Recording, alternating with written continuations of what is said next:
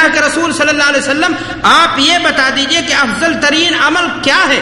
تو آپ صلی اللہ علیہ وسلم گویا ہوئے کہ افضل الاعمال ایمان باللہ، ایمان باللہ سب سے افضل ترین، اس لیے کہ کفر کی لعنت سے اس کے ذریعہ انسان کیا ہوتا ہے؟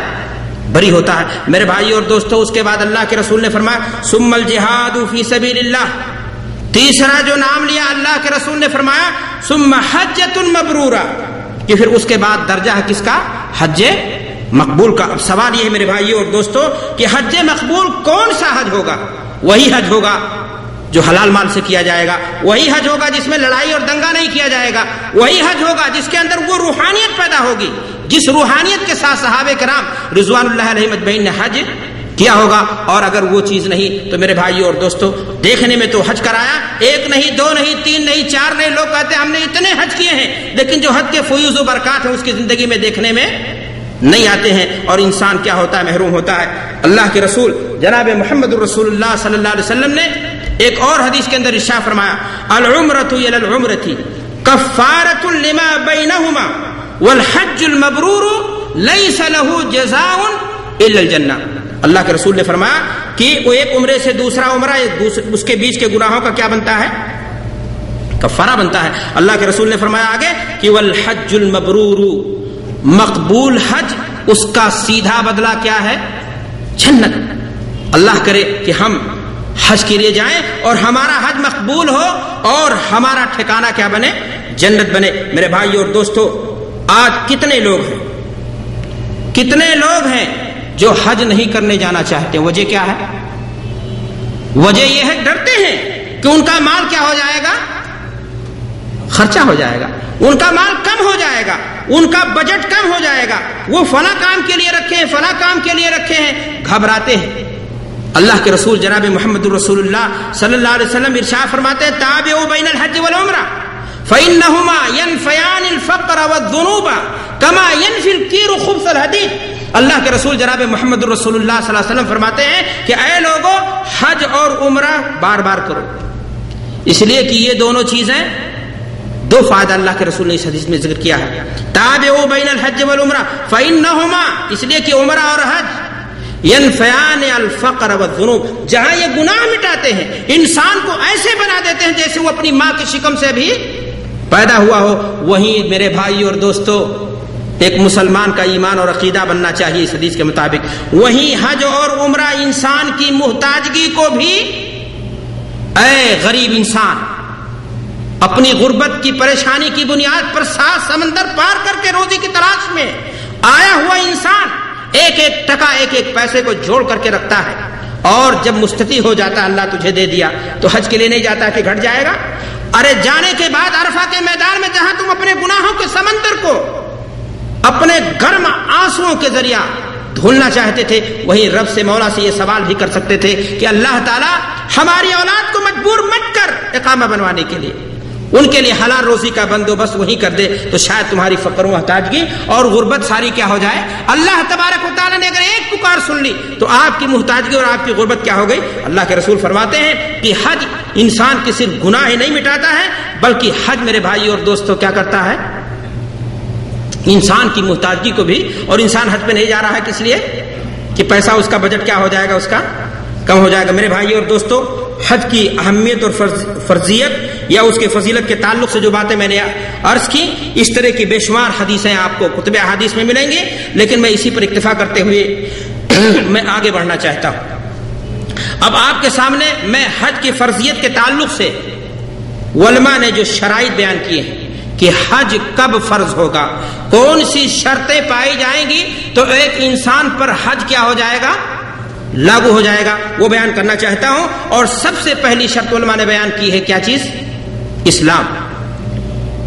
حج اسی صورت میں واجب ہوگا، لاگو ہوگا، یعنی حج کے فرض ہونے کے لیے مسلمان ہونا کیا ہے؟ ضروری ہے۔ حج و عمرہ کافر پر واجب نہیں ہوتا، کافر اللہ کے گھر میں اس کی دخول اور اس کے انٹری پر کیا ہے؟ پابندی ہے۔ تو میرے بھائی اور دوستو، اگر کوئی کافر حج کرے بھی چھپ کر کے تو اس کا حج و سلامت، اگر کوئی مسلمان ہوا مرتد ہو گیا تب بھی اس پر حج، یا بنیادی طور سے وہ کافر رہا تب بھی اس پر حج لاگو نہیں ہوگا۔ پہلی شرط کیا ہے؟ آپ کا اسلام محفوظ ہو، کہیں اس میں سید نہ لگا ہو، شرک کا یا اور کسی چیز کا جو نواقضات اسلام ہے. اس لیے حج پر جانے سے پہلے ان تمام چیزوں پر غور کرنا چاہیے. میرے بھائی اور دوستو، دوسری شرط ہے عقل. عقل کی شرط علماء نے لگائی ہے، یعنی ایسا شخص ہونا چاہیے جو سمجھ بوجھ رکھتا ہو. ایک پاگل انسان پر، ایک دیوانے پر جس کو عقل نہ ہو، اسلام نے حج کو واجب اور لاگو قرار نہیں دیا. اللہ کے رسول جناب محمد رسول اللہ صلی اللہ علیہ وسلم حدیث کے اندر ارشاد فرماتے ہیں، رفع القلم عن ثلاث، تین طرح کے آدمیوں سے قلم اٹھا لیا گیا، اور انہی میں سے اللہ کے رسول صلی اللہ علیہ وسلم نے فرمایا وعن المجنون حتی یفیق، پاگل سے جو سمجھ بوجھ نہ رکھتا ہو یہاں تک کہ اس کا پاگل پن کیا ہو جائے، دور ہو جائے. میرے بھائی اور دوستو، تیسری شرط ہے بلوغت، یعنی حج واجب ہوگا جب انسان بالغ ہو جائے گا. لیکن اگر کوئی بچہ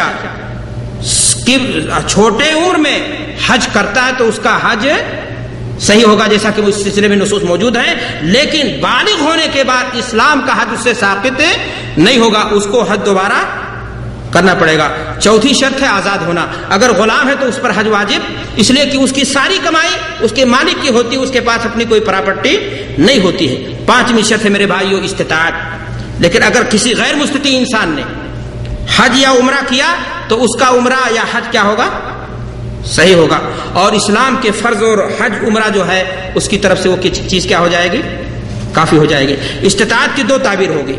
استطاعت کی ایک تشریح یہ ہے کہ انسان مالی طور پر طاقت رکھتا ہو، اور استطاعت کی دوسری تشریح یہ ہے کہ انسان جسمانی طور پر بھی طاقت رکھتا ہو. ایک انسان مال رکھتا ہے لیکن جسمانی طور پر اس کو بیماری آ گئی، یا کوئی ایکسیڈنٹل کیس ہو گیا، یا کوئی اور پریشانی آ گئی، ایسی پریشانی کی جس سے یہ معلوم ہے کہ اب یہ انسان اٹھ کر کے کھڑا ہونے والا نہیں ہے، حج اس پر واجب ہو چکا تھا، اس ناطے حج وہ کرے گا لیکن خود نہیں جائے گا، اپنی طرف سے کسی اور شخص کو بھیجے گا جس کو آپ حج بدل یا کیا کہتے ہو، نیابت کہتے ہو. لیکن یہی یہ مسئلہ میں بیان کر دینا چاہتا ہوں کہ اگر کوئی ایسا شخص کسی کی طرف سے حج بدل کرنے کے لیے جاتا ہے تو اس کے لیے ضروری ہے کہ اس نے اپنا پہلے حج کیا کر لیا ہو، مکمل کر لیا ہو، ورنہ اس کا حج صحیح نہیں ہوگا.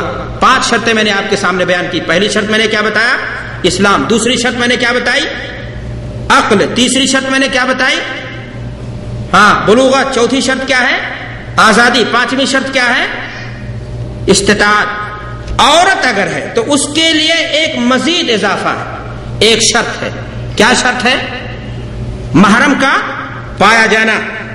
اگر کوئی عورت ایسی ہے کہ اس کے لیے محرم موجود نہیں ہے تو ایسی صورت میں حج اس پر لاگو واجب نہیں ہوتا ہے. لیکن اگر کوئی عورت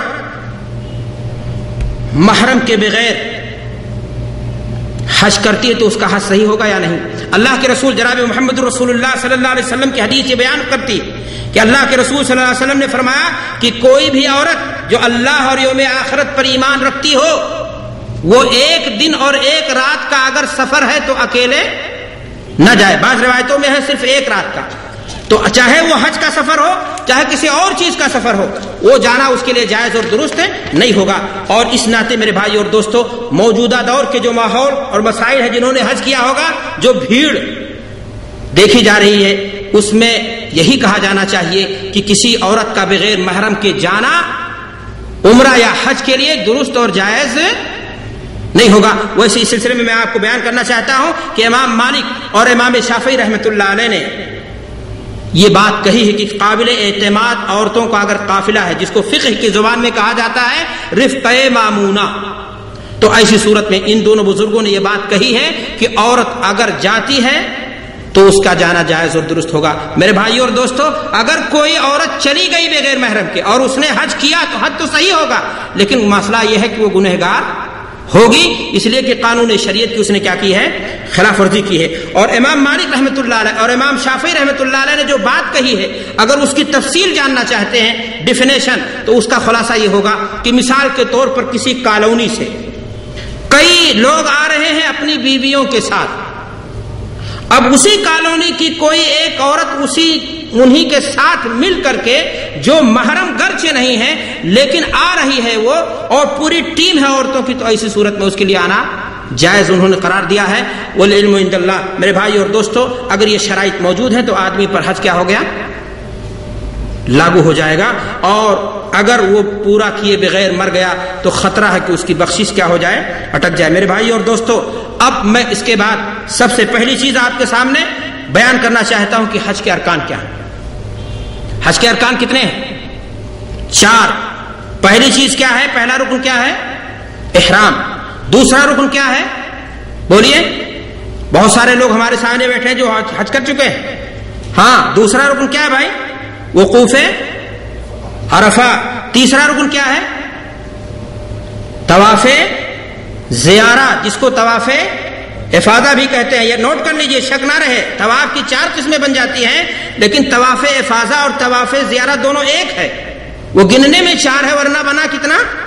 ایک ہے طواف وداع جو لاسٹ میں کریں گے، ایک ہے طواف قدوم جو شروع میں آتے ہیں کرتے ہیں، اور ایک طواف ہے وہ جو رکن ہے حج کا، جو اگر چھوڑ دیا جائے تو حج مکمل نہیں ہوگا. اس کو کیا کہا جاتا ہے؟ طواف زیارہ یا طواف افاضہ. بات سمجھ میں آ گئی کہ نہیں؟ چوتھی چیز کیا ہے حج میں رکن؟ سعی. جمہور علماء کے قول کے مطابق، احناف کے برخلاف. احناف کے ہاں یہ چیز نہیں ہے، لیکن سعی کو جمہور اہل علم نے رکن مانا ہے. میرے بھائی اور دوستو، اگر میں نے آپ سے کہا کہ کسی حاجی نے رکن 4 جو میں نے بیان کیا ان میں سے کسی چیز کو چھوڑ دیا تو اس کا حج مکمل ہوگا یا نہیں ہوگا؟ اس کا حج مکمل نہیں ہوگا. رکن کے بعد درجہ آتا ہے کس چیز کا؟ حج کے واجبات کیا ہے؟ 7 ہیں. بتائیے کون کون سی چیزیں ہیں؟ میقات سے، چلیے میں نے شروع کر دیا. میقات سے احرام باندھنا. نمبر 2 بولیے. عرفہ میں سورج ڈوبنے تک ٹھہرنا. نمبر 3 بتائیے. مزدلفہ میں رات گزارنا. نمبر 4 بتائیے. تشریق کی راتیں مینا میں گزارنا. نمبر 5 جمرات کو کنکریاں مارنا. نمبر 6 سر کے بال مڈوانا یا کٹوانا. نمبر 7 طواف وداع، جو مکہ سے باہر کے لوگ ہوں، مکہ والوں پر طواف وداع واجب نہیں ہے. اب میرے بھائی اور دوستو، حج کے واجبات، حج کے ارکان کو بیان کرنے کے بعد میں آپ کے سامنے کچھ ضروری باتیں بیان کرنا چاہتا ہوں. میں ان باتوں کے بیان کرنے سے پہلے آپ کو مبارکباد دینا چاہتا ہوں کہ آپ لوگوں میں جو لوگ اس سال اللہ کے گھر جانے کا ارادہ رکھتے ہیں، میں ان کو بالخصوص مخاطب کرتے ہوئے کہنا چاہتا ہوں کہ آپ خوش نصیب ہو کہ اللہ کے گھر کا اس سال آپ ارادہ کر رہے ہو. آپ اللہ کے کیا ہو؟ مہمان ہو. میرے بھائیوں اور دوستو، یہ بہت بڑی شرف کی بات ہے کہ کوئی آدمی اللہ کے گھر کے لیے اپنے آپ کو کیا کرے؟ حج اور عمرہ کی نیت سے کیا کرے؟ تیار کرے. یقیناً آپ جو